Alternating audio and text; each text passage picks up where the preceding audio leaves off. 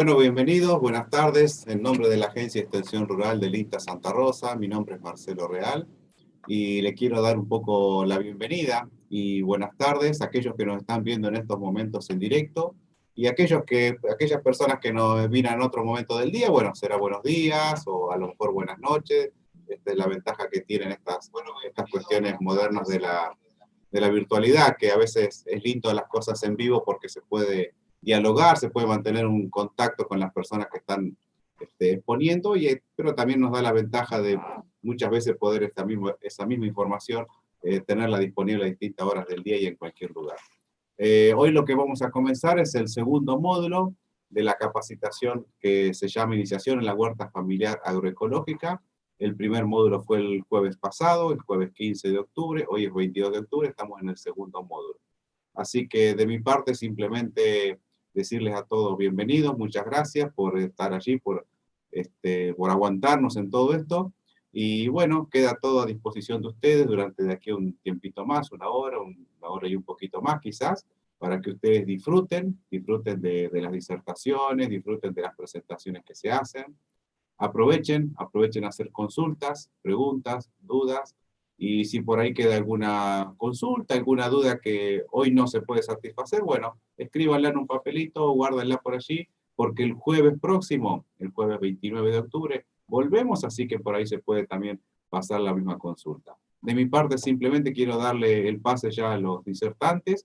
Por supuesto, agradecer a Facundo y Yasmín, que son quienes hacen las traducciones a lengua de señas, que pertenece al Instituto Manos que Hablan de Santa Rosa La Pampa.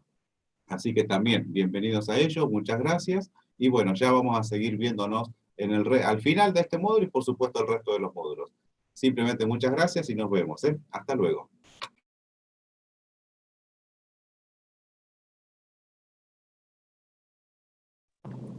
Bueno, ¿cómo andan? Buenas tardes. Le habla Rodrigo Alier, ingeniero agrónomo, técnico de la Dirección General de Agricultura Familiar del Ministerio de Desarrollo Social. Estamos nuevamente, bueno, como decía Marcelo, en este segundo encuentro, acá con Alejandro Melis, también del INTA.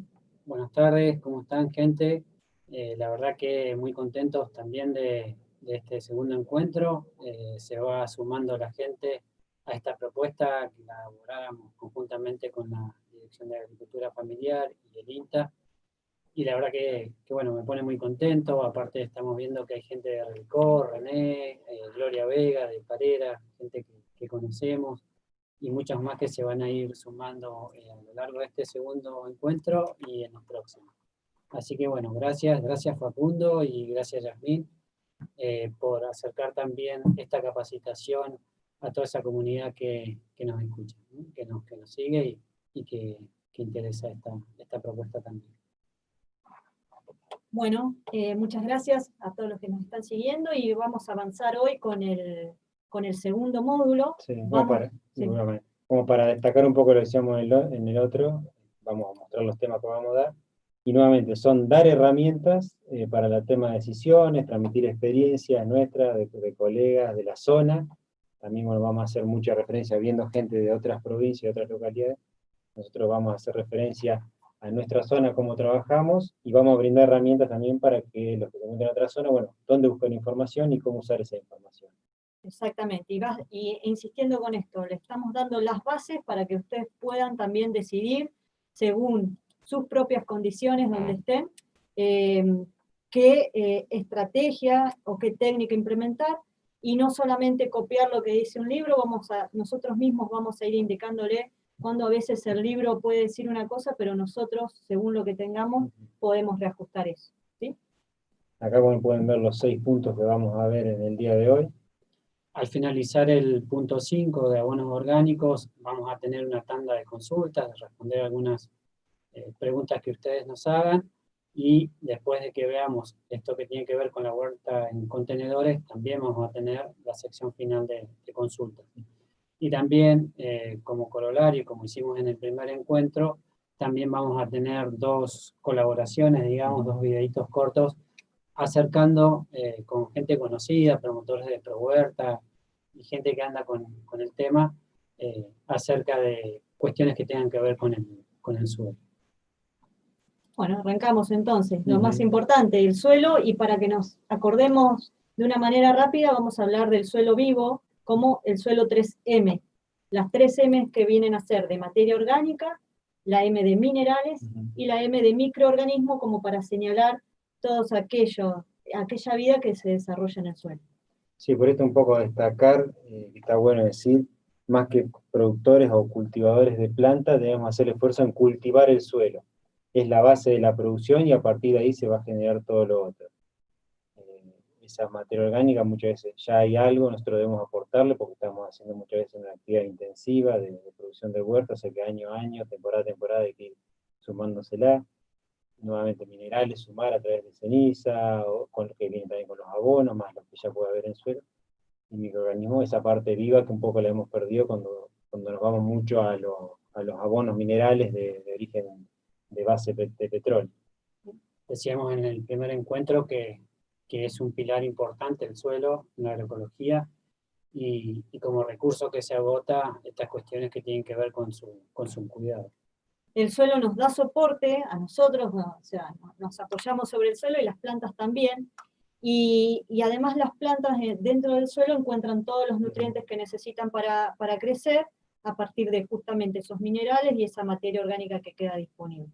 Por eso ahí tienen una torta graficada. Un suelo ideal tendría que tener por lo menos 5% de materia orgánica, un 25% de aire que se logra atrapar en los poros que tenga ese suelo, 25% de agua. Sin agua no hay vida, no puede desarrollarse la vida en la estructura que tenga el suelo, y el 45% restante sería la materia inorgánica que contiene precisamente parte de los minerales necesarios para las plantas.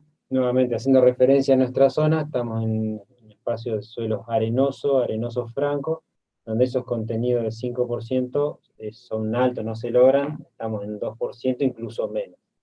Y acá un concepto que les vamos a traer, a lo mejor les suena un poco extraña la palabra, se llama trofobiosis.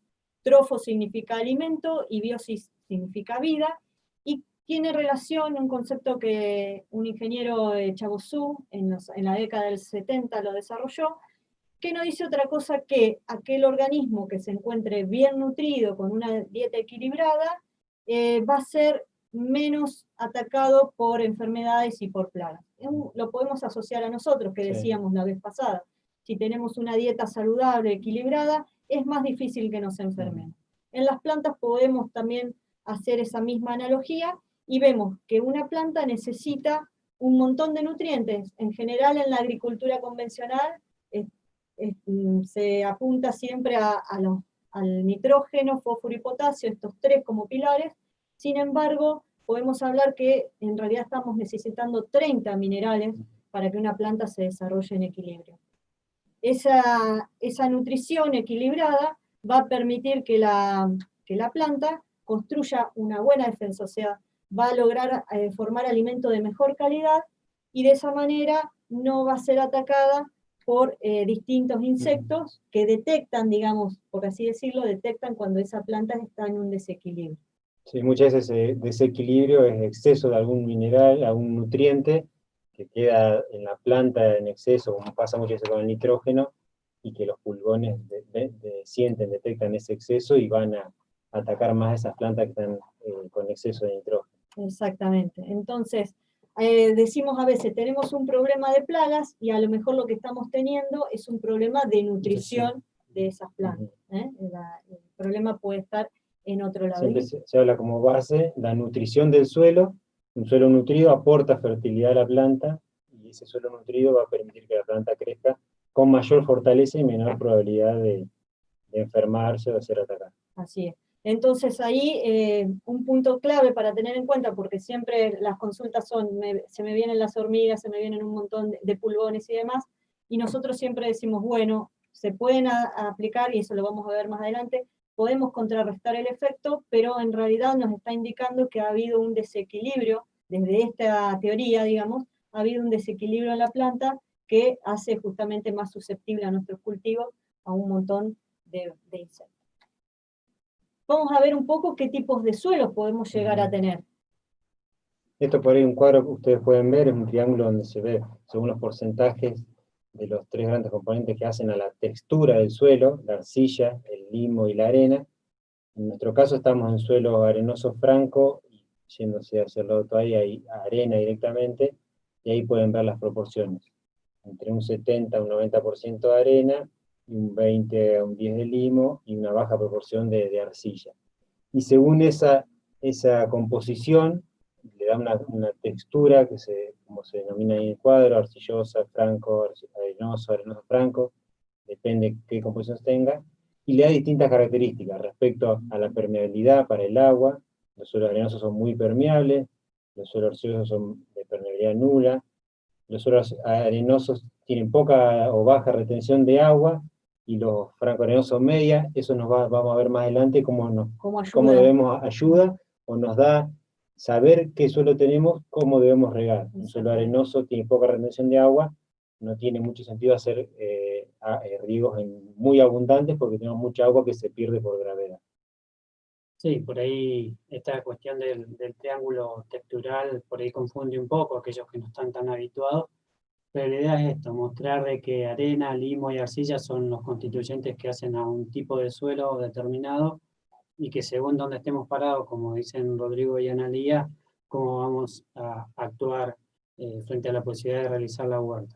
Un suelo arenoso entiendo que es mejor, es más propenso a mejorarlo con nuestra intervención, y un suelo arcilloso a veces es como más complicado volverlo un suelo un poco mejor para una huerta.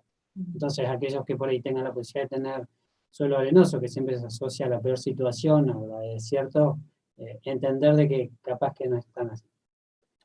Vamos a ver también esto que decíamos, ustedes pueden buscar información a grandes rasgos de qué tipo de suelo se pueden encontrar en el lugar donde estén. Este, por ejemplo, es un mapa de suelos de la provincia de La Pampa. Les vamos a dejar los links, como están en el video anterior, les vamos a dejar el link donde pueden acceder justamente a este tipo de mapa, y los invitamos, si están desde otro lugar del país, a consultar las cartas de suelos, y ustedes ahí van a poder ver que coincide esto que decía Rodri, estamos en general en suelos de tipo arenoso, con algo de limo, y puedes variar también la ubicación dentro de la provincia. Sí. Pero con esta carta ya nos aproximamos al tipo de suelo que nos podríamos llegar a encontrar.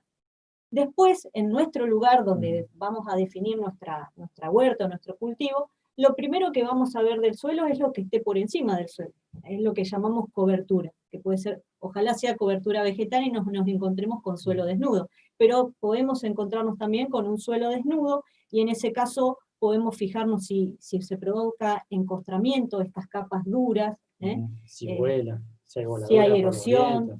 Incluso como se ve en la imagen, algo va a ver más adelante, pero el color de ese suelo, los colores muy claros hablan de baja materia orgánica. Exactamente, ya nos van dando algún indicio. Y también el tipo de cobertura que tengan encima, si es abundante, si cubre casi todo el suelo, o si cubre solamente alguna parte. Incluso qué tipo de plantas están sobre ese suelo, ¿sí? Como ideal puede que aparezca espontáneamente plantas de hierbabuena o de menta, y eso nos está hablando de un suelo fértil, con buen drenaje. También acá en nuestra zona hay sitios donde encontramos borraja o verdolaga, chamico, ortiga, y estas plantas son indicadoras de un buen contenido de nitrógeno, por ejemplo, que estamos teniendo en el suelo. Además, estas plantas a su vez después nos pueden servir dejarlas en el suelo, en algún lugar que no vayamos a cultivar, para aprovecharlas para purín y hacer preparados que vamos a ir viendo. Pero es importante prestarle atención y empezar a reconocer también la vegetación que tenemos en nuestro lugar. Por otra parte, también hay otras especies que funcionan como indicadoras de condición. Por ejemplo, ahí ven el pasto salado, indicadora de que son de suelos arenosos, bajos, con sales, algunos bajos tipo húmedos, humedales, la mostacilla, la brassica, pariente de algunos cultivos hortícolas, habla de esta irrupción de estas especies en los espacios, especies así que avanzan sobre lugares modificados rápidamente. Y el caso del sorgo de Alepo, también de suelos modificados, con condiciones de suelo relativamente fértiles y húmedos. ¿sí? Una especie esta que a simple vista nos da sensación de invasión y que tendremos que tener alguna estrategia de control para establecer el huerto. Tenemos, bueno, la roseta, que es muy característico, donde ve roseta, bueno, se consideran suelos de baja fertilidad, en aquellos espacios de baja fertilidad y no siempre buena disponibilidad de agua. Muchas veces estrategias para ganar espacio en los patios de roseta es, bueno, mejorar la fertilidad y darle humedad. Aparte, utilizar, en el caso de aquellos que hagan césped, utilizar algo que cubre y le gane espacio. La gramilla rastera, muy característica acá, que es muchas veces la que nos encontramos en los patios y que nos da mucho laburo al empezar. Bueno, se desarrolla muy bien en suelos arenosos, tiene estructuras subterráneas de resistencia, entonces año a año vuelve y se va expandiendo. De hecho, es muy característica de este tipo de suelos que sufren erosión por viento, eólica, entonces en realidad el gramón lo que está haciendo es ayudar a fijar el suelo por un lado. Entonces ahí tenemos un indicador doble, ¿no? O Pasa que sí, por ahí cuando el gramón tiene condiciones de humedad también nos avanza prospera más rápido. También el mantenimiento. Ahí ya vamos a ver, eso lo vamos a ir viendo más adelante, pero de momento cuando nos encontremos no nos asustemos tanto, sino aprendamos a leer también qué nos dice cada planta. Con lo mismo del revienta caballo, que en general lo encontramos en suelos más de tipo compactado. Algo que hay que señalar es que estas observaciones también van a depender del tiempo que lo hagamos. Ahora en primavera-verano, es ideal para observar esto, y otro momento puede ser otoño, porque las especies también van a cambiar. Así como tenemos especies de temporada para cultivar, en la naturaleza hay especies que se dan más en una temporada que en otra. Entonces, bueno, hay como momentos también donde observar el tipo de plantas que tengamos. Sí, un poco la disponibilidad de estas está, como decía Analía, a las condiciones ambientales y también a la dinámica propia del banco de semillas que haya en nuestro lugar, ¿sí? Y cómo ha sido manejado ese sitio. En el caso del cebollín, bueno, es muy característico y muchos huerteros han renegado. La huerta suele ser un espacio de buena humedad y con fertilidad, donde uno le mete, bueno, y se instala y genera estructuras de resistencia que llevan incluso a uno a sacarlas a mano y bueno, tiene que quemar esa estructura de resistencia que hay bajo suelo o eliminarla, porque año a año vuelve e invade. Exacto. Y el amor seco, ahora que se nos empieza a pegar en Lojín cuando pasamos, también nos está dando una idea de suelos arenosos como tenemos acá, y suelos también, una vegetación más propia también de nuestra zona, sí. El pasto puna, ese que si lo tocamos pincha es pasto puna, o la paja vizcachera, es una paja más laxa. Son dos vegetaciones acá que son características de este tipo de suelos más bien francoarenosos. Bueno, otra cosa que podemos hacer, antes de incluso de sacar un poco de tierra, es ver cuánto nos cuesta clavar la pala en ese suelo. Un suelo más de tipo arenoso, la pala va a ir más liviana, digamos, va a ser más fácil. Un suelo que esté muy compactado nos va a costar más. Entonces, sí, una forma práctica de saber, bueno, con qué suelo estamos. Si cuesta entrar la pala, imagínense con nosotros meterle entre 70 y 80 kilos de peso para clavar la cara, la pala, imagínense a una raíz que necesita entrar, una raíz espacio de un plantín de lechuga que intentemos poner ahí, o una semilla que tiene que germinar en esas condiciones. Y también la distinta situación, por ejemplo, ayer y hoy que ha estado lloviendo, es un momento también interesante para hacer esta prueba, para ver cómo también funciona y cuál es la dinámica del suelo en distintas condiciones de ambiente. Exacto, después vamos a ver también cuándo conviene elaborar, si más bien suelos húmedos o más bien suelos secos. Y ahí sí, si podemos ya meter la pala y sacar un terrón, podemos empezar a hacer observaciones. Lo que les vamos a mostrar a continuación son una serie de evaluaciones a nivel visual que podemos hacer, y que está muy interesante, más allá de que están los análisis físico-químicos que se hacen en el laboratorio. Los invitamos en el laboratorio de la experimental de Anguil y de cualquier experimental en el país, pueden acceder a análisis de ese tipo, si tienen algún emprendimiento de una escala un poco mayor, que amerita. Estos suelen tener un costo, si bien no son muy elevados, bueno, hay un costo económico de por medio, y hay una técnica particular para extraer la muestra, pero de todas maneras podemos nosotros visualmente, y a nuestra escala para la huerta, guiarnos por estos distintos métodos, de como vamos viendo. Uno, por ejemplo, es observar el calor. Para esto hay una guía de evaluación visual, de la FAO, que le vamos a dejar el link también en los comentarios para que puedan acceder justamente a todo este manual. Sí, eso simplemente es con la pala sacar un buen terrón, se dice, de tierra, un buen pedazo de tierra, y observar cómo es el color. Inicialmente vamos a ver el color, después vamos a ver otras características. Siempre aquellos suelos con buena materia orgánica tienen que tener a colores oscuros, y se empiezan a ver, como se ve a la izquierda, y a la derecha empiezan a tomar colores ocres a medida que pierden materia orgánica. Nosotros tenemos colores a veces más pálidos, ¿no? De este Sí, tipo. apuntamos a Habíamos esto y nos vamos a esto tenemos cuando lo laboreamos mucho. Y el huertero que conoce, que tiene experiencia, dice, quiero tierra negra en mi huerta porque responde a esto que ustedes dicen, estas La buena características. fertilidad. Buen color, color oscuro, color tierra negra, materia orgánica, fertilidad. Vamos a ver que no siempre es así, podemos tener una tierra negra y es más bien arcillosa o limosa, entonces podemos hacer una técnica manual. Sí, bueno, esta es una forma para reconocer nuestro suelo, es tomar una muestra de suelo, humedecerlo un poco, que no tiene que chorrear agua, apretarlo, es hacer un chorizo con la mano, y van a ver, el suelo arcilloso va a formar bien una estructura, como la arcilla, como hacíamos en la escuela, que nos hacían hacer en plástica. El suelo limoso va a hacer ese chorizo, pero si uno lo mueve un poco se va a romper, y arenoso prácticamente no lo van a hacer. Y si dejan secar esos tres chorizos que hicimos con la mano, van a ver que el arenoso directamente se va a desarmar, y el limoso más o menos se va a sostener si no lo movimos mucho, y el arcilloso se va a formar y va a quedar formado ese chorizo y seco y va a estar duro. Y el arcilloso además cuando lo hagamos en general nos va a manchar más la mano que el limoso, entonces ahí podemos distinguir esos dos. Y entonces ahí no tiene nada que ver el color con esto de tanto la presencia de humus. Humus sería también materia orgánica. Sí. Cuando decimos humus es materia orgánica. Sí. Esto por ahí después lo vamos a ir reconectando al principio, y en las otras charlas también. Conocer nuestro suelo nos va a dar ideas después para cómo abonar, o con cuánto abonar, cómo regar, cuándo. Exactamente. Otra técnica que podemos hacer es, si tenemos en un frasco, le hacemos una especie de canastita con unos alambres que contengan un terroncito de tierra que sacamos, y la vamos a dejar ahí, le vamos a poner agua que toque hasta la base de ese terroncito, y la vamos a dejar ahí por un tiempo, y vamos a ver cómo empieza a precipitar. Acá justamente hay para comparar dos tipos de terrones sacados de distintos lugares. El que precipita más rápido nos da una idea de que eso tiene menos estructura.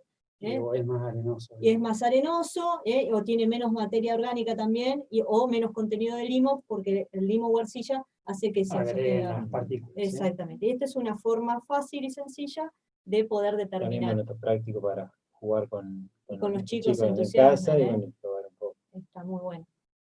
Otra forma es, si sacamos un terrón más grande, podemos poner en una palangana, en un fontón, una cubeta, una madera para no romper esa cubeta, y largamos ese pan de tierra que logremos sacar, lo arrojamos desde a 1 metro, desde la altura de nuestra cintura, para los que son altos, no va a ser mi caso, yo la tengo que levantar un poco más, la arrojamos 3 veces, y eso se va a desgranar.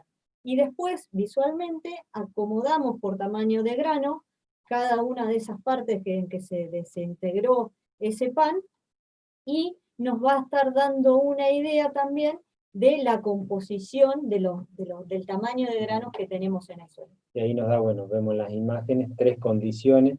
Muchas veces en la huerta, en los espacios más grandes que se usa el motocultivador, vamos a atender a la condición 2, de granulometría fina.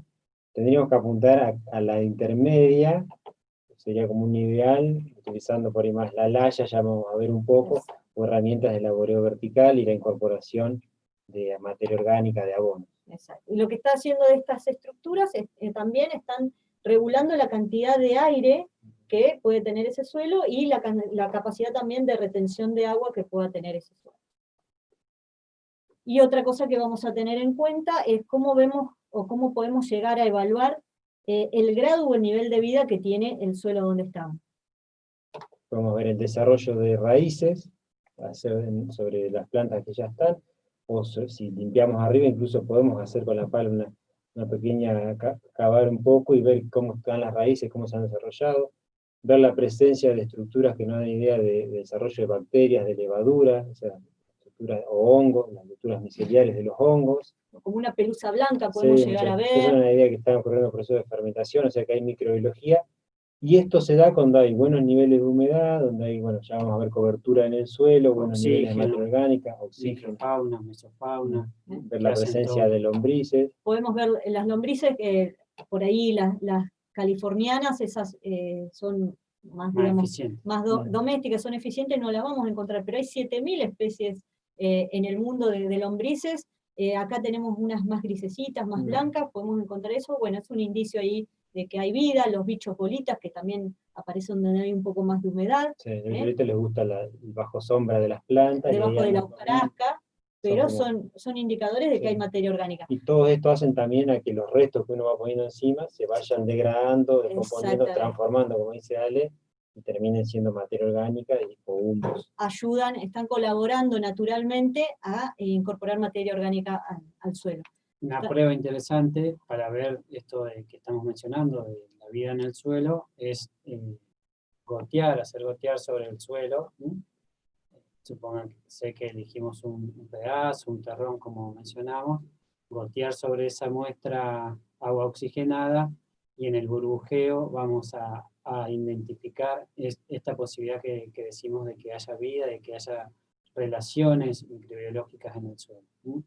Esa abundancia de burbujeo nos habla bien del suelo que hayamos elegido para hacer la huerta. Y otra cosa que pueden aparecer es, parecieran como hormiguitas blancas que corren, y en realidad son colémbolos, y también estos abundan cuando tenemos materia orgánica. Bien, y otra forma también de identificar vida en el suelo. Sí, son las relaciones que se establecen entre estos microorganismos que hay en el suelo, bacterias, hongos, lo que fuere, y los cultivos que allí también intervienen. En este caso mostramos una planta de haba, ¿sí? Cultivo de haba, en donde en el círculo se ven los nódulos, ¿sí? Por ahí alguno podría confundirlo con nematodes, pero no, son nódulos en esta relación de Rhizobium y la vicia, ¿sí? El haba.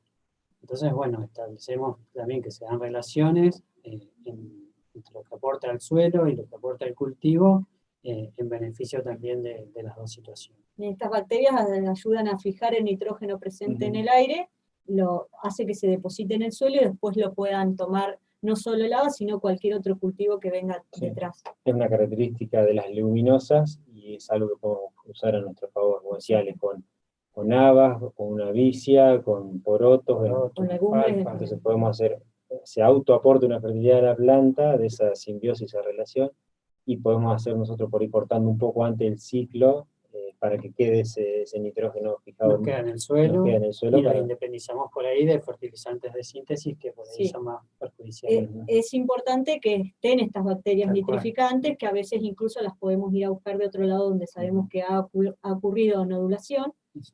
Podemos traer un poquito de pan de tierra de eso, y entonces ahí estamos incorporando ese tipo de bacterias. La importancia de tener un suelo vivo para que esté presente la bacteria que se hace simbiosis.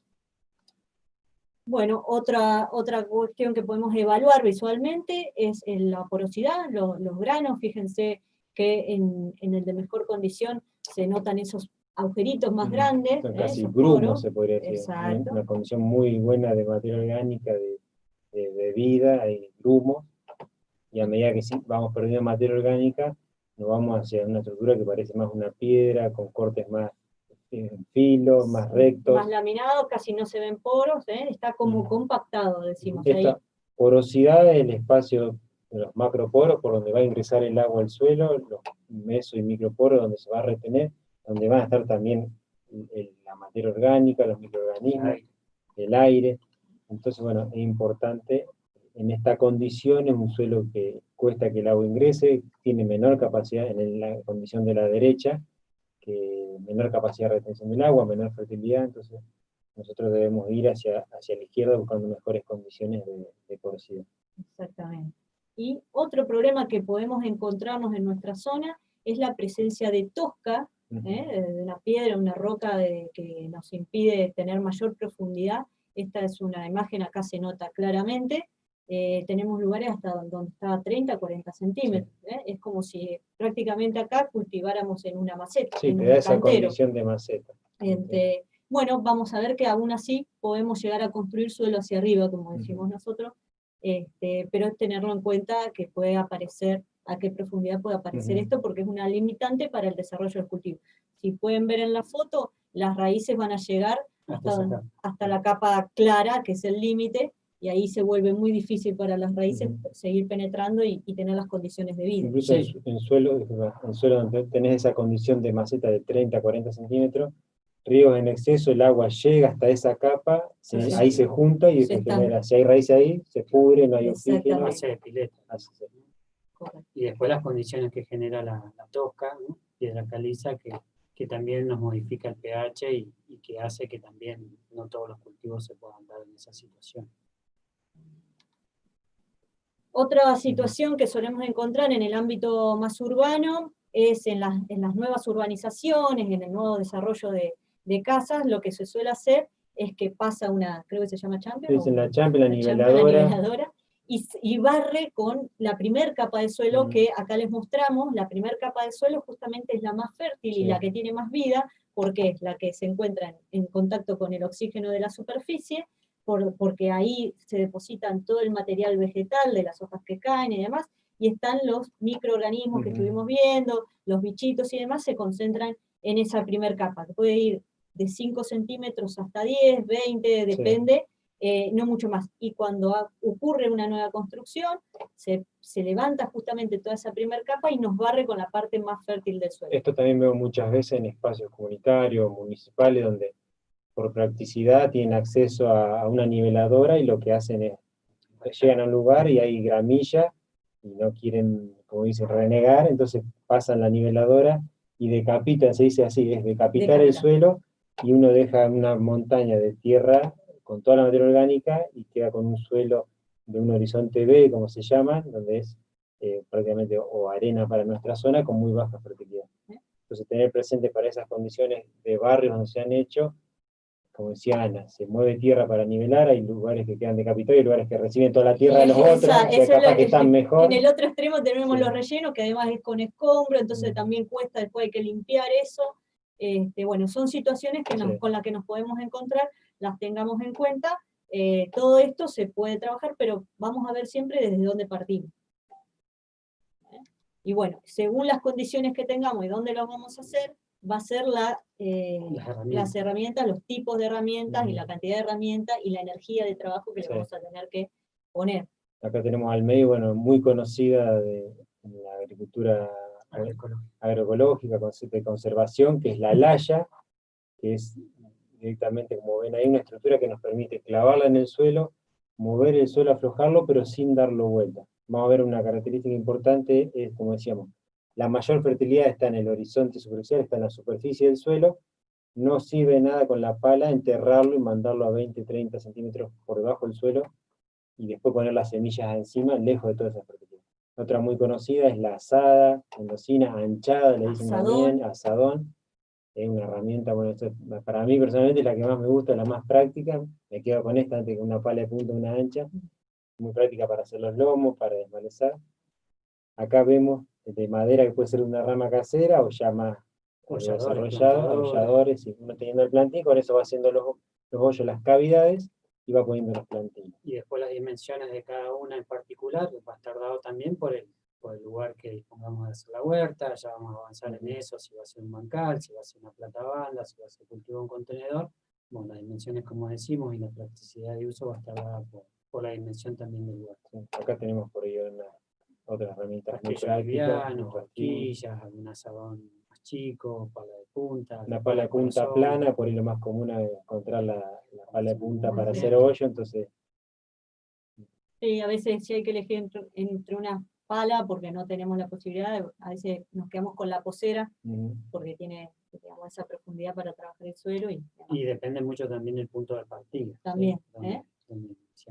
Esto justamente tiene que ver con dónde lo vamos a hacer, si ese lugar está sucio, por así decirlo, va a haber que limpiarlo primeramente, sacar todos los restos que puedan incomodar, ya sea para el cultivo o que pongan en riesgo nuestra propia salud o seguridad. nos podemos llegar a cortar y demás, pues nos encontramos cuando son estas situaciones de relleno, vidrio, siempre trabajar ahí protegidos con guante, con mucha tensión, metales oxidados que pueden llegar a provocar cortes. Entonces primeramente hay que hacer un trabajo de limpieza, y después recién pasar a la parte que estuvimos viendo al principio, esto de planificar, vamos a sacar unas malezas, vamos a tratar de hacerlo solamente en los lugares donde vamos a cultivar. Ya vamos a ampliar un poco, pero vamos a ver que inicialmente por ahí en el espacio que vamos a hacer huerta recomendamos limpiarlo, o sea, sacar muchas veces nosotros limpia por arriba, pero por debajo del suelo la planta deja estructuras para poder seguir creciendo, entonces vamos a necesitar una limpieza inicial, pero van a ver que después le vamos a decir que queremos que haya material sobre el suelo, material vegetal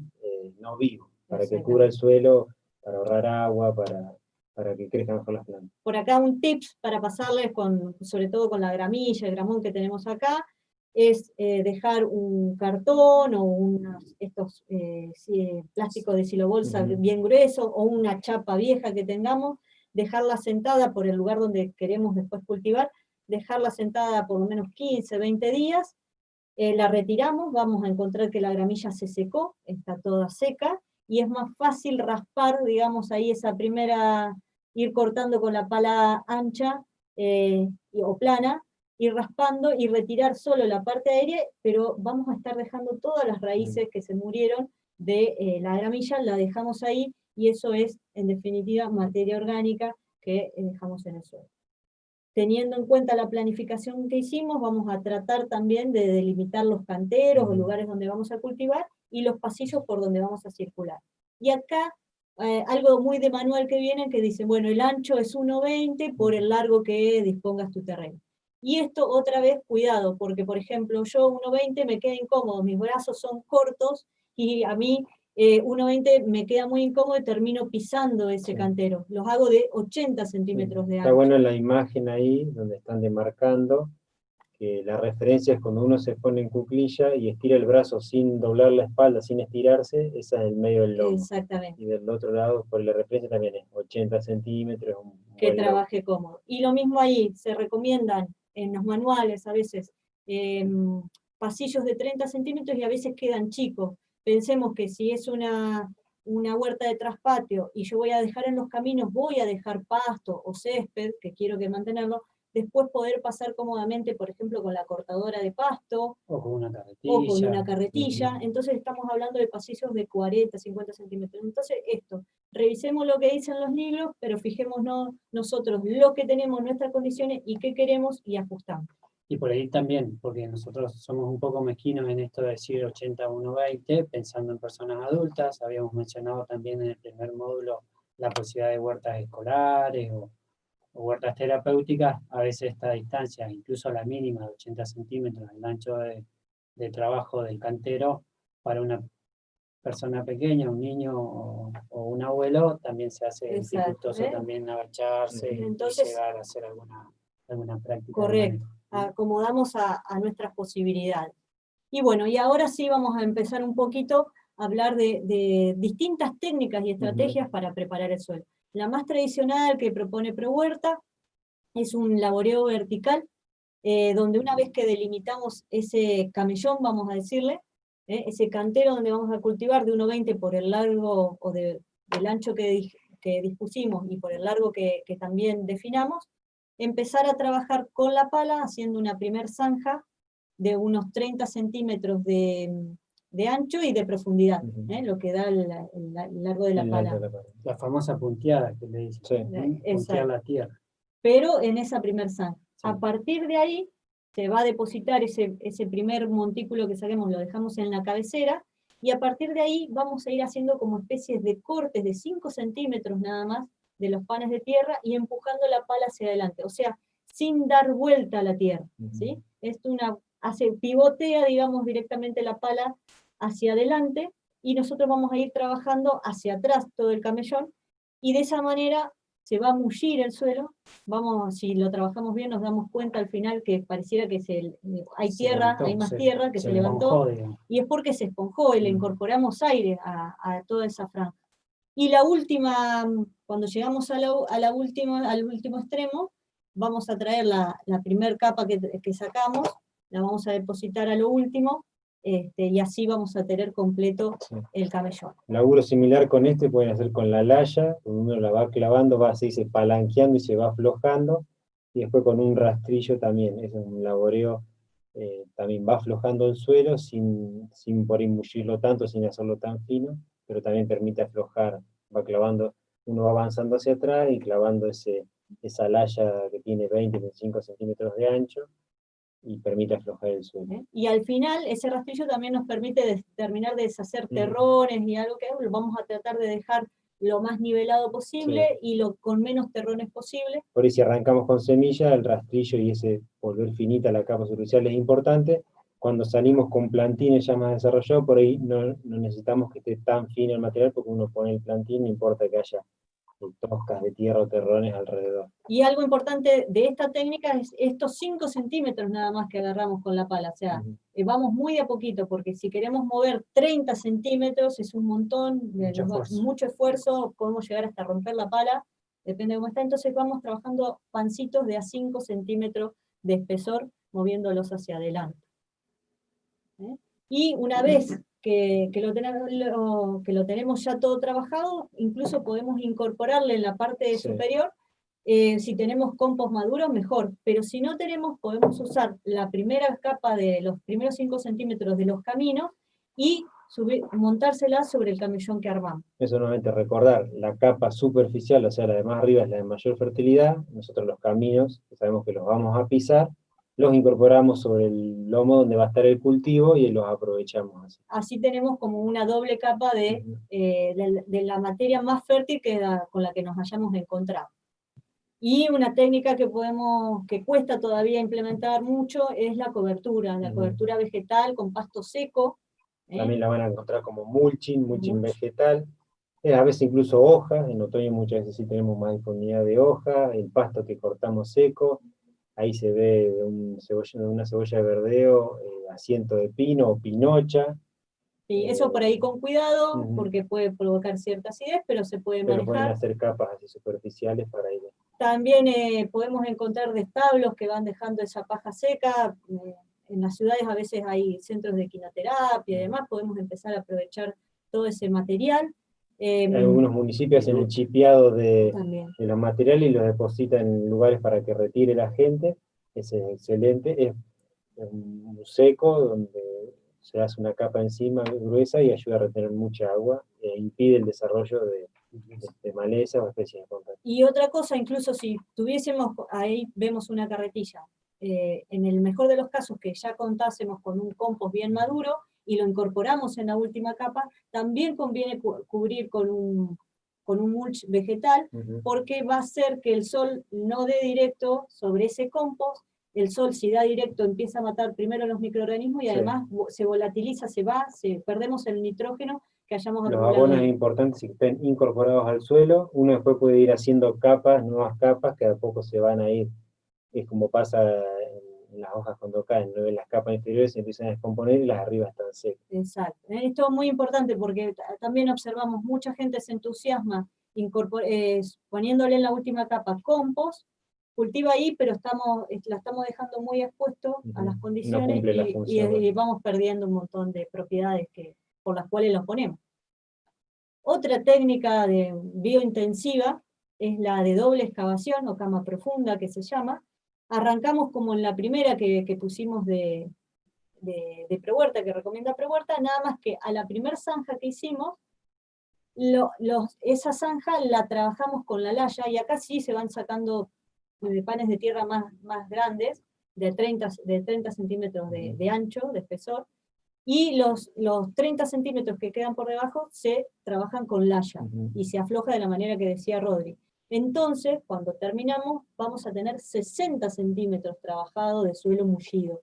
¿Sí? Nuevamente esto destacar, no es el horizonte superficial, no hay que incorporarlo, sino que sacamos una primera capa, aflojamos el de abajo y luego vamos corriendo y aflojando. Exacto. Muchas veces pasa eso, que vemos que las plantas no crecen, que uno riega y rápidamente se inunda, y clava la pala y se está flojo. A veces hay que clavar la pala, sacar esa tierra y volverla a clavar en los otros 30, 40 centímetros abajo, y van a ver que hay un encostramiento, un endurecimiento del suelo, que es eso, nos hace prácticamente actuar como una maceta. Exactamente. Entonces, con esta técnica rompemos ese, incluso un pie de arado que se le dice a veces en la agronomía, rompemos esa dureza que podemos encontrar a los 20-30 centímetros.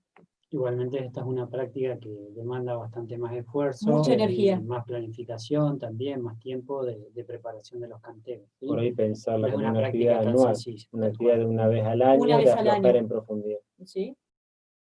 Muy bien. Acá tenemos en la foto, se ve un poco como...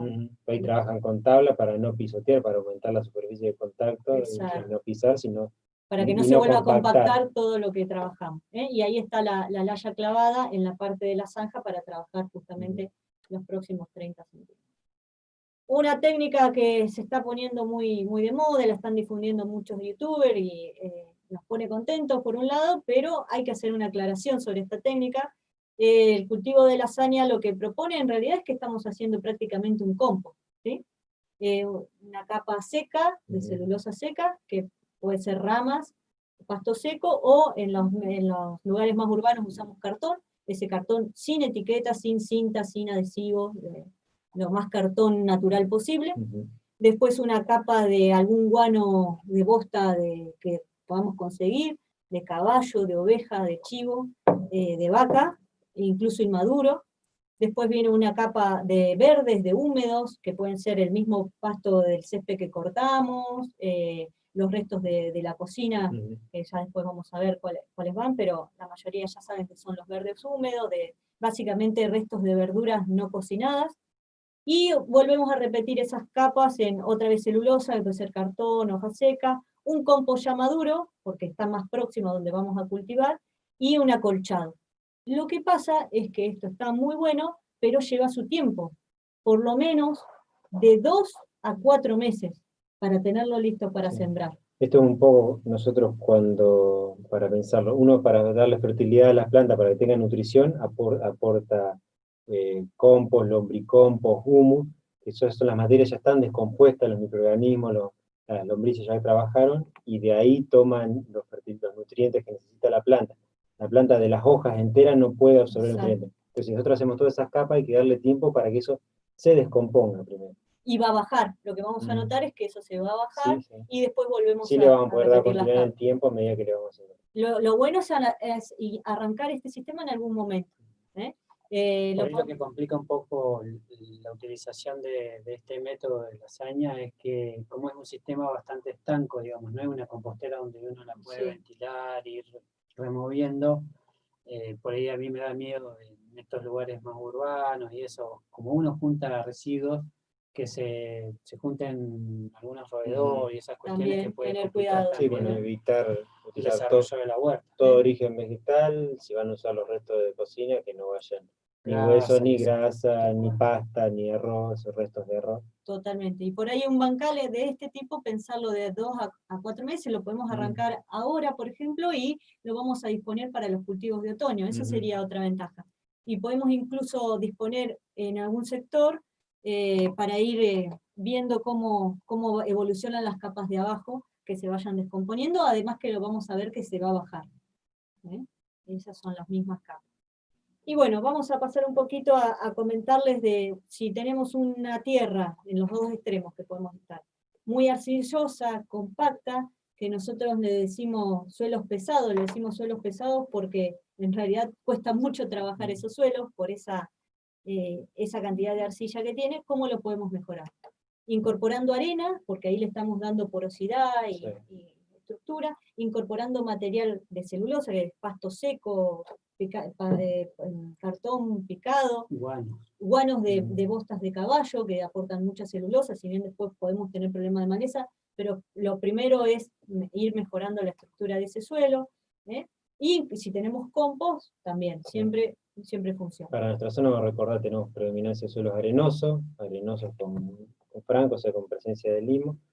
Entonces, todos los abonos que incorporemos frescos, o sea, que sean restos de hoja, bostas de animales herbívoros, como dice acá, 1 o 2 meses antes de la siembra, darle tiempo. ¿Por qué? Porque la planta no se nutre de esa bosta fresca, sino que se nutre del producto de la descomposición, que es de la materia orgánica o del humo. Por ahí, si tenemos un compost muy maduro, sí, podemos mezclar y empezar a usarlo rápidamente, pero es muy difícil tener en cantidades esa cantidad de compost si no empezamos antes este proceso. Así que, bueno, esa es la forma que podemos mejorar. Básicamente, la regla sería incorporación de materia orgánica. Sí. No importa el suelo que tengamos, en la huerta, en la continuidad, uno si va constantemente incorporando materias que se van a ir descomponiendo y lombrices, arma un sistema estable, entonces ahí sí le va a dar continuidad a la huerta, porque va continuo el aporte de materia orgánica. Es lo que tenemos que empezar a lograr, la cadena. Y una técnica más, esta le vamos a dejar el link de una compañera de INTA Guadalajara, Soledad Weimester, la técnica de cama elevada alemana, no lo voy a decir en alemán porque no sé alemán, pero lo lean ahí. Es una técnica que se recomienda para zonas frías, más o menos que estamos en zonas frías y con pocas probabilidades de lluvia, más bien en ambiente seco. El mismo principio que el de lasaña, restos de material seco abajo, nada más que se cava un pozo, y se van haciendo esas capas con material de seco, verdes húmedos y de compost, y se cubre al final para luego cultivar en forma elevada. Les vamos a dejar la nota donde Sole lo explica muy bien, va a estar en los comentarios. Una curiosidad para aquellos que quieren ampliar y probar. En general Campos lo experimentaron y parece que con muy buenos resultados. Nosotros localmente acá no tenemos experiencia, pero lo comentamos también. Otra forma muy conocida, preparar el suelo ya sea en platabanda o en plano, que tiene que ver un poco lo que nombramos. Platabanda es hacer un lomo, aprovechar, ya sea por la incorporación de materia orgánica o porque agarramos los pedazos de tierra del horizonte superficial de los caminos, y lo que hacemos es darle un poco de altura. Eso nos permite muchas veces en las huertas de traspatio, donde luego de una lluvia el drenaje es lento, para que no nos queden las plantas bajo agua durante varias horas. Si no, lo podemos hacer en plano, donde uno laborea directamente el suelo y hace la siembra. Otra forma, que es en surco, donde uno, bueno, con un sapín o con la manguera por inundación, hace el riego. Nosotros no recomendamos esto, preferimos utilizar la tecnología, como decíamos, de siembra de riego por goteo, ya que ahorra mucho más agua y aporta agua solamente donde están las raíces de las plantas. Por ahí este sistema es bien utilizado en las huertas, en los campos, digamos, alrededor del tanque australiano, donde la descarga de agua nos permitía de una manera, digamos, sencilla, por surco, llegar a los cultivos, ¿sí?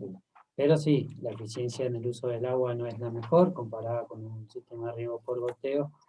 Y bueno, también con el riego así por surco se lavan muchos nutrientes, se pierde mucha materia orgánica también en este recorrido del agua en el fondo del surco.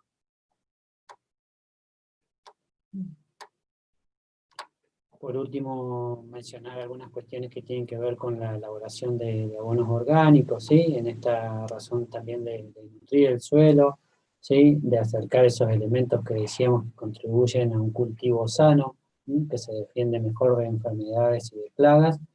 Tenemos distintas situaciones, el compost, tanto en otoño-invierno como primavera-verano, los tiempos que demora uno y el otro, la posibilidad de agregarle ese compost un organismo como puede ser la lombriz californiana, que acelera ese proceso, ¿sí? Y nos permite disponer de nuevo de estos elementos, de estos nutrientes para las plantas, y algunas otras situaciones también de abonos orgánicos que Rodrigo mencionó. Esto por dar un detalle más, es para dar una charla a esto, por ahí a que les interese y nos dejen varios comentarios, por ahí y les interese la armamos. Exacto. Es para hablar extenso y tiene un montón de cosas. Sería distintas.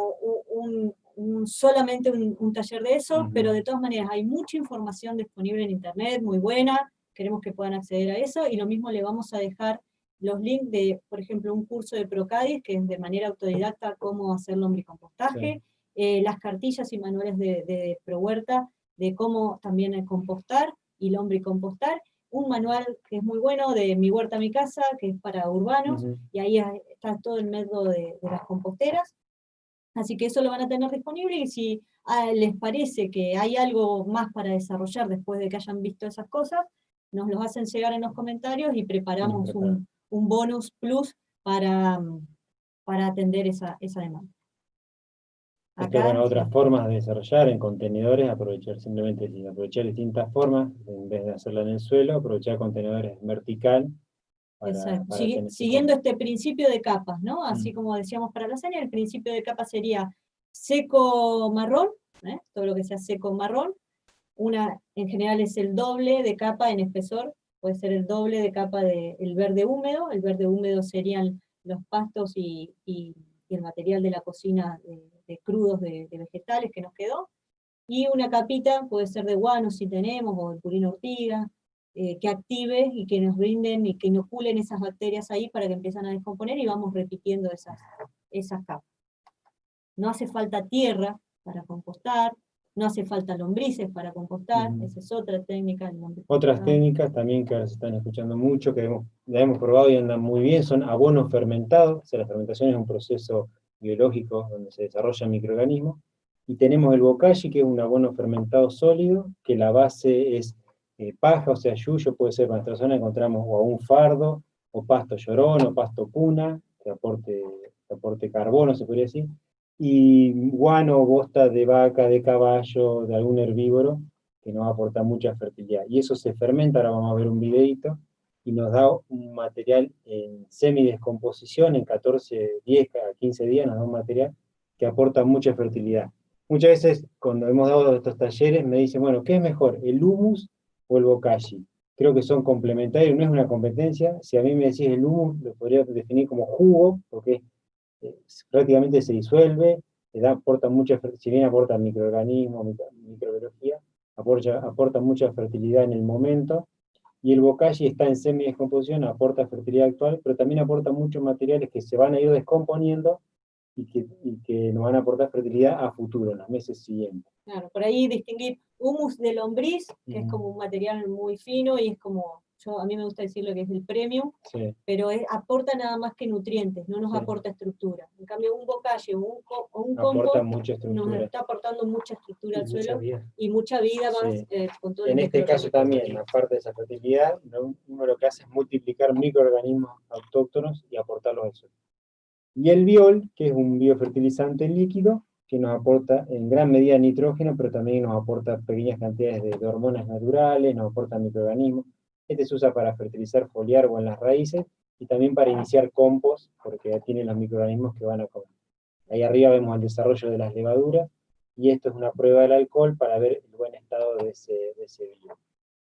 Esto también es un tema, aquello que le interese, hemos dado y nos resulta muy práctico por ir para el espacio más grande, el bokashi, porque hay que hacer pilas, pero me permite planificar, bueno, cada 10, 15, 20 días quiero hacer un tomate, necesito tantos kilos de abono, con esto lo hacemos y es práctico. El compost también es muy bueno, por ahí es un proceso más lento, 2, 3 meses, depende de la época. Es lo que tiene el bokashi, que me parece Sí. que lo está haciendo tan famoso también, es la Es disponibilidad la mucho más rapidez rápida. por ahí en espacios más grandes. Exacto. Y el bio que se puede hacer en estos tambores de 200 litros hasta en un frasco. Uno después cambia las proporciones, necesitan una trampa de gases para que ocurra anaerobiosis, para que se quede sin oxígeno, y en 30 días, un mes y medio ya lo tienen disponible. Esto también, a aquellos que les interese, se pueden desarrollar un taller por ahí junto con el compost, el lombricompost, o aparte, porque es muy interesante y muy práctico. Lleva su tiempo porque van varios materiales, y hay que seguir ciertos pasos también. Sí. Y ahí vamos a ver el video. Del proceso de fermentación, es muy exotérmico, esto levanta temperatura, uno todos los días, durante 10 a 15 días, hay que moverlo, porque si no se arde. Son los microorganismos que están viviendo, respiran, y se libera, se ve esa liberación de vapores. Sí, en plena actividad levanta temperatura, después Nosotros, vuelve a bajar esa temperatura. Este año en el plantineo que tenemos lo hicimos adentro, y fue la estufa ahí que para arrancar unos días antes. Calor.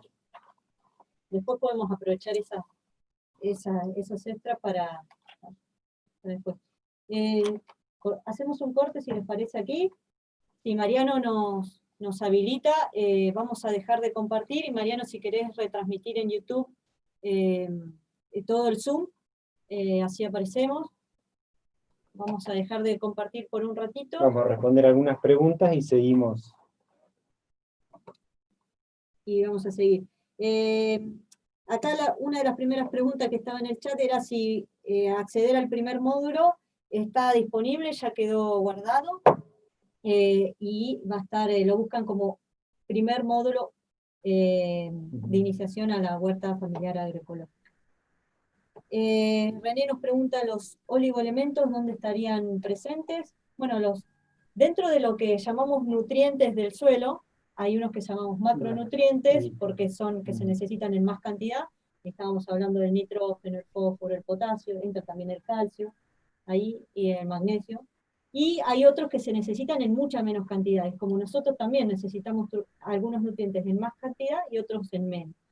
Esos serían los que se llaman los oligos, que se necesitarían en menos, y son esos otros 27 casi, o 25, que hacíamos mención ahí, desde cobre, zinc, hierro, un montón de minerales para justamente estar en equilibrio toda la planta. Y hay una famosa ley del mínimo, ¿sí? O del IEVI, que habla de esto, de que todo hace al todo, digamos. Cualquiera, aún estén los 29 presentes y hay uno que no está, no condiciona todo. Condiciona todo el resto. Por ahí René que pregunta, ¿dónde están en las postas de herbívoro? Quiere que el herbívoro come, si no está estabulado, o sea, si no está comiendo en un lugar fijo grano, él va y selecciona distinto, tiene o pasto llorón, o tiene avena, o tiene alfalfa.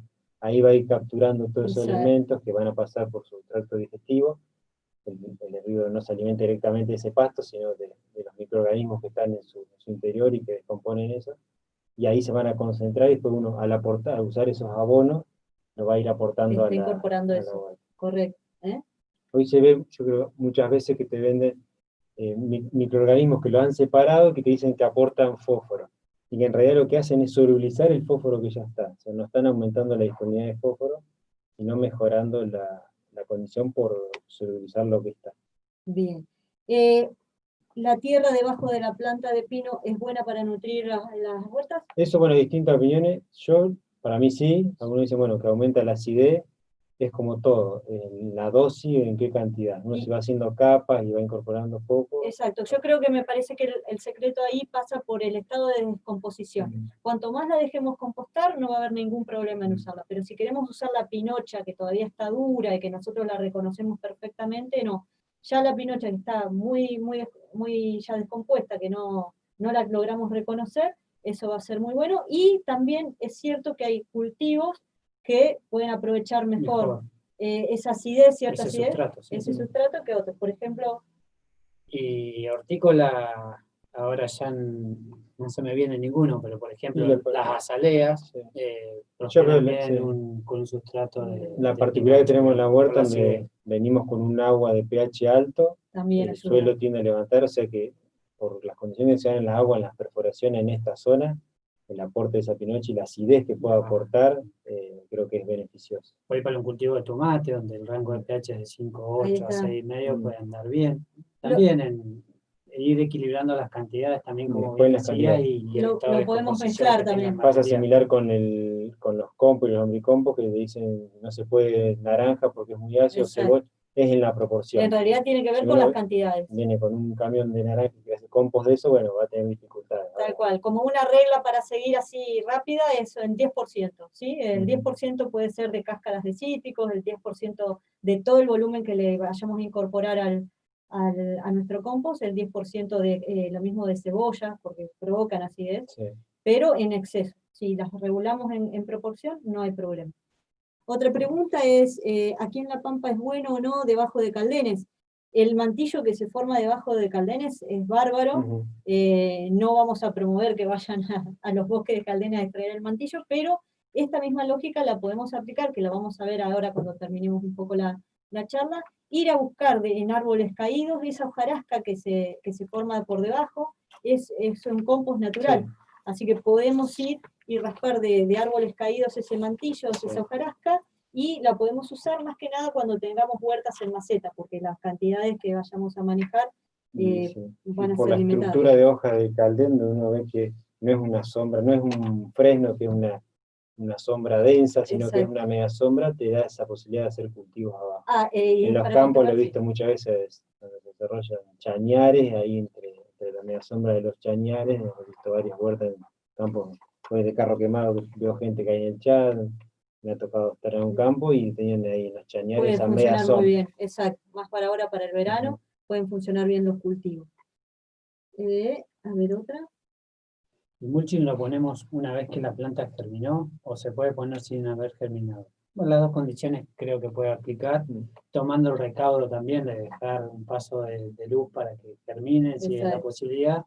A veces uno recomienda que si puede generar el plantín en un almácigo y llevarlo ya un poco criado, que es un poco lo que mencionábamos al inicio, puede llegar a ser una mejor situación. Sí, hay Pero que bueno, va en cada uno tener también. presente la densidad de ese mulching, de ese vegetal, y la planta. Que no Sí. sea un techo para el crecimiento. Exacto, lo que se suele hacer es, se cubre con el mulch y se va haciendo agujeritos donde yo voy a sembrar o voy a poner el plantín, Sí. entonces ese agujerito que le genero en ese acolchado ya da las condiciones para que llegue la luz a ese sector y pueda crecer la plantita cubierta alrededor con el mulch. ¿Alguna otra más? Preguntaban por las ramas de las hojas secas o ramas de sauce como enraizante. Las ramas de sauce sí que se hace el agua de sauce en realidad. Sí. Tiene ácido salicílico y estimula el enraizamiento. De hojas secas no he probado ni no he escuchado. Y también consultan de la aloe vera por ir haciendo alusión a las propiedades que tiene Y como de enraizante antiparasitario. también, Como enraizante, sí. sí, se está promoviendo que digamos, se encastran las estacas o algún material en la hoja carnosa. Retiene muy bien el agua. Retiene muy bien el agua y aporta algunas auxilios. Una condición importante de esta última, Paolet, que preguntó lo de mulching y de poner a germinar antes o después de la colocación del mismo, también es interesante, que lo mencionamos en el primer módulo y vamos a avanzar cuando veamos algo de cultivos, es ver esta posibilidad que también la cobertura de pasto seco por encima del suelo genera condiciones de humedad. Y si tenemos bicho bolita, babosa o alguna cuestión de esa, nos van a comer los plantines bastante rápido. Entonces hay que ir viendo cómo vamos manejando todo el proceso. Sí. Después de las lombrices, bueno, se escucha mucho de la californiana, porque tienen la particularidad que reproductivamente son mucho más aceleradas, más grandes. Comen lo mismo que las otras, en una proporción de su peso, pero reproductivamente generan mucha descendencia. Entonces, el ciclo es más rápido, y además están domesticadas para el confinamiento. En general vamos a encontrar que las lombrices de las especies nativas que podemos tener acá no se agregan tanto como pueden convivir. Vamos a encontrar de a una o dos lombrices, sí, pero todas, digamos, cumplen la misma función ecológica la californiana, de alimentarse, digamos, sí, de materia orgánica. La californiana, vamos a ver si agregamos diario húmedo o pelotonado, pues tipo van a estar todas prendidas y vamos a poder sacar un núcleo. Exacto. También la cáscara de papo, de bananas, o las borras de café es muy buena para estimular las lombrices que vengan y se instalen debajo. Vamos a retomar un poquito el final de la charla, porque vamos a dar algunos tips para la huerta en contenedores. Sabemos que muchos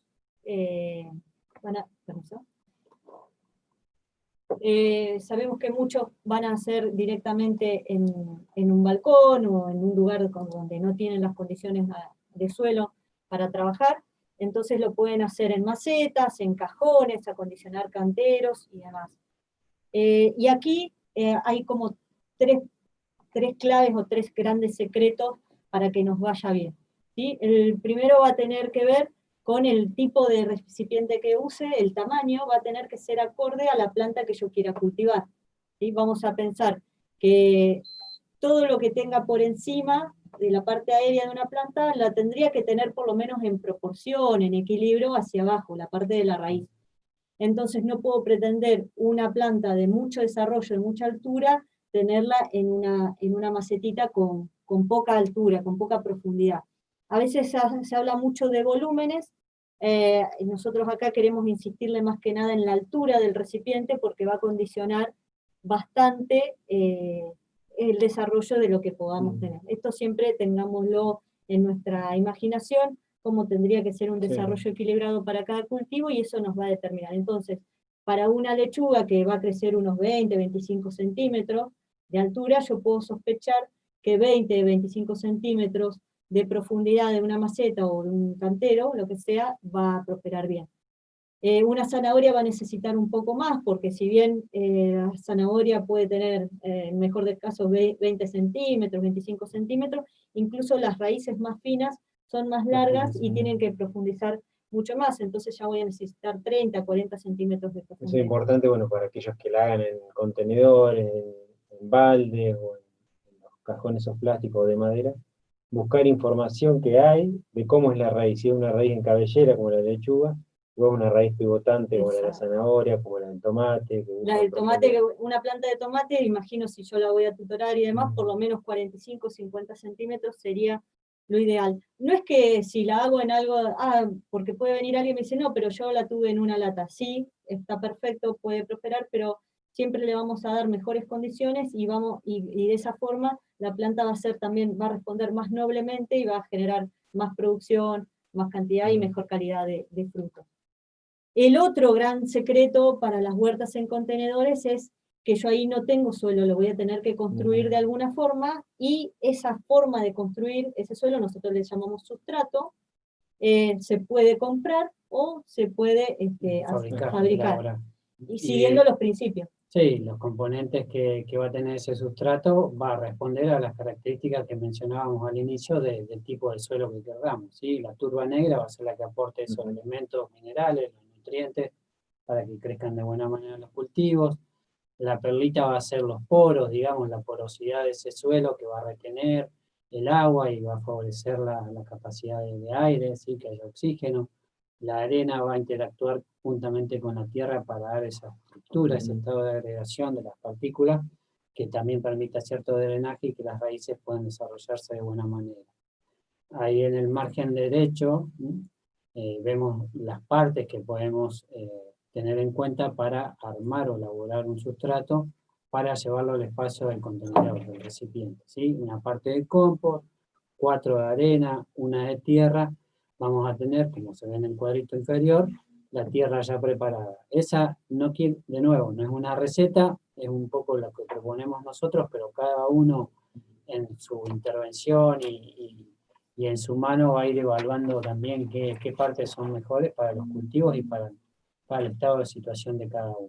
Por ahí aquellos que no tengan acceso a la perlita o quieran economizar un poco, el carbón molido también, si uno busca imágenes que hay microscópicas de carbón, lo ve que tiene mucha porosidad y mucha capacidad de absorber nutrientes y que se desarrollan en microorganismos, entonces carbón molido, incorporar a eso, le va a también ayudar un poco a la estructura del suelo. Y muchas veces la limitante va a ser el compost. Si no lo pudimos empezar tiempo atrás, no vamos a contar con ese material tan rico.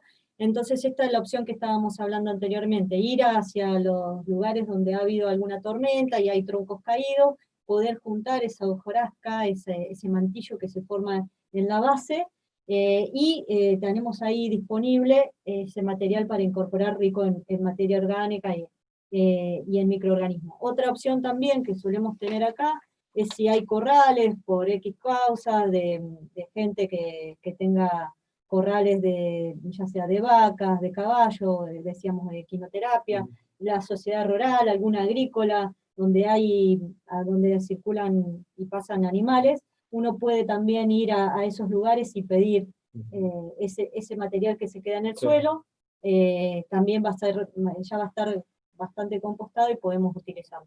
Siempre ir a buscar los recursos locales. Sí. Si usan camas de pollo o zona de imponedora, muy poquito, porque suelen ser muy fuertes. Ahí está. O compostado. O previo compostado. Exacto, dejarlo en un rincón 1 o 2 meses, y eso se va a ir compostando naturalmente y recién ahí poder utilizarlo. Siempre lo que primamos es, bueno, qué recursos hay, qué disponible tengo, que hay cerca, y los que no hay, qué esfuerzo me significa. O sea, exacto. Pensar un poco con qué los puedo reemplazar, buscar esa información. No tiene mucho sentido. Si uno sale a comprar compost y lombricompost para 10 baldes, quiere tener y se va a dar cuenta que es un platal porque suele ser como decías Juan, el humus de lombriz es un premio. Es premium. Entonces, bueno, aprender a hacerlo porque no está complicado, es todos los días un poquito. Y lo mismo perlito, turba, en realidad ni siquiera se producen acá, entonces se traen de otro lado, esto que hablábamos otra vez del enfoque agroecológico, los recursos locales, no solo para aprovechar lo que tenemos, sino también estar pensando en el impacto que eso está teniendo de transporte, los costos que influyen ahí. Y bueno, después, para recomendar también, si hay algunos que crían conejos, ese guano de conejo es prácticamente, de los guanos, el que más rápido se puede utilizar, prácticamente no requiere casi compostaje, o se hace muy rápido el compostaje. Las lombrices, por ejemplo, van directamente ahí, así que es una buena opción interesante aquellos que crían conejos poder acceder a ese Para guano. acá, para los que se encuentran al oeste de donde estamos nosotros, Sí, Vitorica, los Carro, La chivos. Ahumada, la disponibilidad de chivo. Siempre el que tiene disponibilidad de chivo dice que uno lo aporta al suelo y una fertilidad para dentro de 2 meses. También tarda un tiempo en descomponerse, hacer un bocashi, hacer un compost, que aportan muchísimos nutrientes y son espectaculares. O esta otra, ir preparando las camas con ese guano de chivo, de oveja que juntamos, la dejamos y la usamos de acá 2, 4 meses. Esa es la importancia de poder planificar. Después por ahí, antes de avanzar en esto, mencionar que en esta cuestión de que decimos de reutilizar y envases para usar como contenedores, por ahí recomendamos no utilizar envases que provengan de agroquímicos, ¿sí? Sí. Esos no tienen uso para huerta, para contenedor, y tampoco por ahí las baterías, ¿sí? Que en algún momento siempre fueron muy utilizadas, pero no recomendamos porque tienen contaminantes importantes, metales pesados, varios, y obviamente los otros productos fitosanitarios. Entonces por ahí no los recomendamos para reutilizar. Sí. He visto también varios que aprovechan tambores de aceites o de chapa cortados a la mitad. Tan bueno tener presente, bueno, que tienen aceite de origen orgánico, entonces lavarlos bien para que esos materiales no nos afecten el crecimiento de las plantas. Y una tercera clave que me estaba olvidando es que los recipientes tengan buen drenaje. A perforar siempre, asegurarnos que tengan hoyos en el fondo para que el agua circule y no se estanque y no hagamos un efecto pileta. Si la profundidad nos da, conviene colocar piedras o toscas abajo para colaborar en el drenaje. Y también, ahora que veo el cajón acá de Analía, una pregunta frecuente es si lo vamos a hacer con cajones de madera, para que la madera dure más, impermeabilizarlo, ya sea con un nylon o plástico grueso, pintándolo con aceite de lino sería lo ideal, un aceite vegetal, pero si no salgan a comprar, pero si tienen pintura asfáltica o barniz, se puede llegar a utilizar, pero como a modo de disponer eso. Yo no iría a comprar ni pintura asfáltica ni barniz para proteger la madera, porque la verdad que es un gasto y no sería el ideal. Tampoco salgan a comprar aceite de lino si no tienen la plata, más bien se recubre, incluso con cartones y después se puede ir acondicionando. Ahora vamos a pasar, bueno, 2 videos, nos cuentan Luis y Analía, que son chicos de huerteros y promotores voluntarios de acá del programa. Así que nos van a contar un poco su experiencia. Bueno, mi nombre es Luis Descendente, soy productor de la huerta de la hormiga agroecológica. Un poco contarles que lo que ven acá está hecho con bokashi. El bokashi es un abono sólido que aporta las 3 M's, minerales, microorganismos y materia orgánica. Como ven, da excelentes resultados en la respuesta de las plantas. Y después también lo utilizamos cuando llevamos el plantín a campo para la futura colocación. Un poco contarles nuestra experiencia y invitarlos a que lo hagan. Y el otro ahora de Analía Smith, Huerta en Cajón. Bueno, buenas tardes a todos. Mi nombre es Analía Smith, soy técnica en producción vegetal y bueno, actualmente llevo adelante una huerta que se inició los primeros días de febrero del corriente año.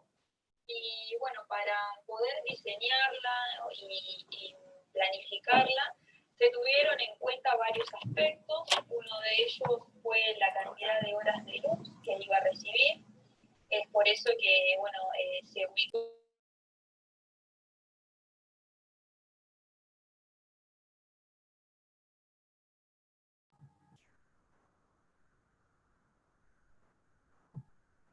Tuvo en cuenta otros aspectos como que estuviera cerca una fuente de agua, la presencia de animales domésticos para establecer un cerco de protección. Y bueno, después optamos por la construcción de canteros elevados debido a que el sitio destinado para esta huerta presentaba una gran invasión de gramón y sobre todo gramilla. Entonces, bueno, empezamos a construir bancales elevados, para lo cual se utilizó madera de pino, clavos, tornillo, Y bueno, y una vez construida la cajonera, se pintó la cara interna de la misma con pintura asfáltica y luego se la impermeabilizó en su interior, ¿no? Con nylon negro, el cual se clavó simplemente con grampas. Y también sobre el suelo se colocó nylon al cual se le realizaron orificios para incrementar la permeabilidad de la cajonera. Bueno, y posteriormente procedimos a preparar el sustrato que iba a ir dentro de cada cajonera. Mezclamos 3 materiales, suelo, arena y lombricompuesto. O sea, la idea de mezclar estos 3 materiales fue que, bueno, el lombricompuesto obviamente que iba a aportar toda la materia orgánica, es decir, todos aquellos nutrientes que necesitan los cultivos, y por el otro lado... Bueno, ahí mostró Analía, y creo que un poco también comentó, como decíamos nosotros, cómo armar esas las capas, cómo cortar la materia, el abono. Y recuperó un poco el primer módulo, ¿no? Esto de cómo fue teniendo en cuenta las horas de luz, las condiciones y demás que quería. La verdad que es muy grato también escuchar tanto a Luis y a Analía Smith, así como escuchamos en el primer módulo a Facundo y a Doralba, porque la intervención que tienen ellos para con la huerta, para con el programa Pro Huerta, son todos voluntarios y los aportes que han hecho son más que lindos. De mi parte, agradecerles a ellos la intervención que han tenido hoy en el módulo 2 y felicitarlos por el trabajo que realizan. Acá les vamos a dejar esto mismo, no se preocupen, lo pueden pausar, pero abajo van a estar los links sobre lo último que estuvimos hablando de huerta en contenedores. La cartilla Mi Casa, Mi Huerta es un manual de Pro Huerta muy, muy bueno. Van a tener desde el compost hasta esa gráfica donde les indica el tamaño de recipiente que es más adecuado para cada cosa, así que ahí tienen una información sumamente completa y la van a tener a disposición. Nuevamente repetir que la idea es dar herramientas para la toma de decisión. O sea, nosotros no decirles qué es lo que hay que hacer, sino que decirles qué formas hay, cómo nos ha resultado a nosotros, y darle, como dicen estos links, ustedes pueden acceder a información, y a partir de ahí tomar decisiones y hacer su experiencia local también. Por ahí vamos a recapitular algunas dudas que han quedado de hoy. Nos preguntaban si la turba, la perlita, la arena se mezcla. Sí, eso se tiene que homogeneizar bien, no nos tiene que quedar por capas, nos tiene que quedar una muy buena mezcla, todo homogeneizado, todo en su equilibrio, y ahí recién con eso rellenamos. También alguien que nos preguntaba que sembró y pasaron 20 días y no nació nada, si bien lo vamos a ver en la próxima cuando veamos los cultivos, pueden haber pasado muchas cosas, pero a priori la profundidad de siembra, la semilla en realidad no se tiene que enterrar demasiado, sobre todo si son semillas de lechuga, de perejil. Cuando somos principiantes me gusta dar más esta recomendación. Más vale tapamos, espolvoreamos con la tierra por encima, antes que enterrarlas muy profundo, porque a eso... Y después los riegos, hacer riegos suaves, son semillas muy chiquitas. Exacto. Prehidratarlas, muchas veces ponemos la semilla seca, uno riega y la semilla flota y se va, y nos pasa que en la huerta nos sale todo contra un rincón donde escurre el agua. Sí, el caso del perejil por ahí demora hasta 30 días. Exacto. Es más lento, pero después el resto en 5 a 7 días tiene que estar ya uno viendo las primeras hojas. La lechuga tendría que haber nacido. A veces algunos recomiendan remojar también. Bueno. Se puede haber deshidratado, o sea, a lo mejor tuvo muy buena hidratación y después un sol, estos días que hubo de sol, deshidrató la primer capa donde habíamos sembrado, y entonces rompió el proceso de germinación. Yo veía ahí otra pregunta, preguntaban por el agua de red.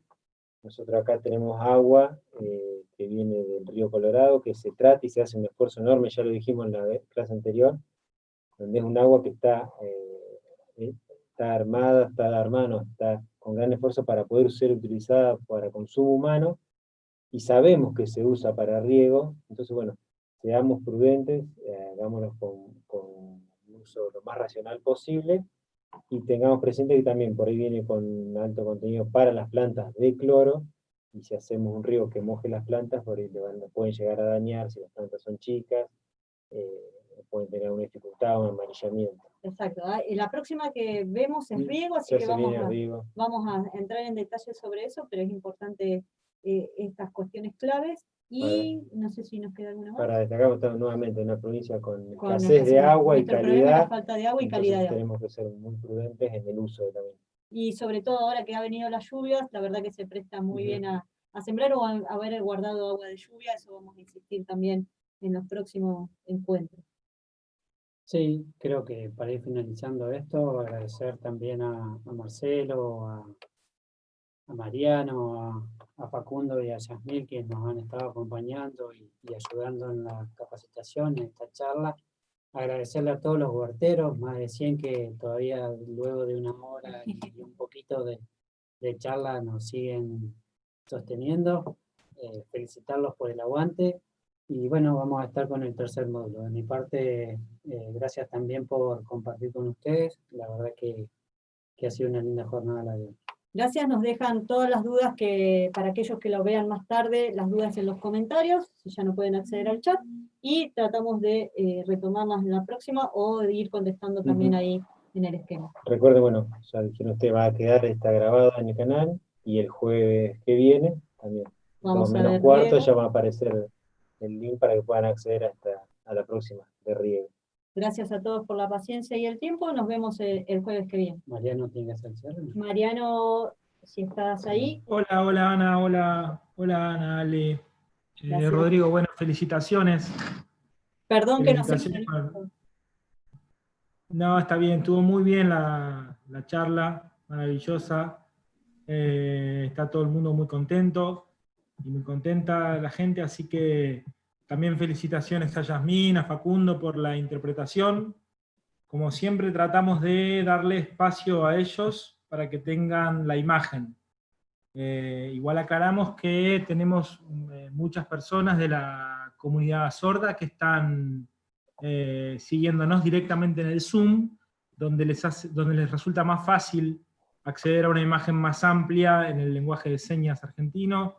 Así que bueno, nada, saludarlos a todos. La verdad que como siempre este tipo de capacitaciones generan un montón de consultas, dudas y un gran entusiasmo para nosotros desde la Dirección General de Agricultura Familiar, y sé que para ustedes desde el INTA es un placer estar haciendo este tipo de actividades conjuntas y llegando cada vez a más gente a través de esta situación de la virtualidad que tiene muchas desventajas, pero que bueno, le hemos encontrado una ventaja, que es que nos encontramos todos semanalmente de diferentes partes de la provincia y de diferentes partes del país, a compartir un momento de aprendizaje que ojalá después se traduzca en más huertas a todos los niveles y a todas las escalas.